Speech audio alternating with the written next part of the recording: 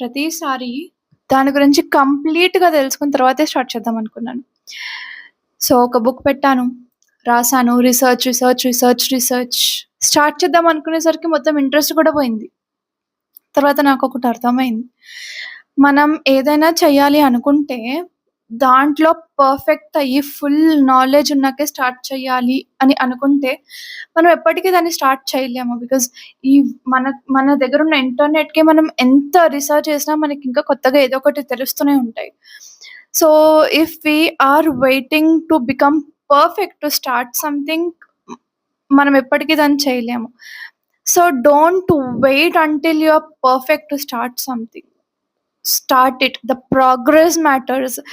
నువ్వు ముందుకెళ్ళే వేలోనే ప్రతీదీ నేర్చుకుంటావు. అన్నీ నేర్చుకుంటావు. నీకు కావాల్సినవి, నీకు రావాల్సిన లాంగ్వేజ్ అయినా కానీ, నీకొచ్చేది ఏదైనా నువ్వు ఒక్కసారి స్టార్ట్ చేస్తే ఆటోమేటిక్‌గా నేర్చుకుంటావు.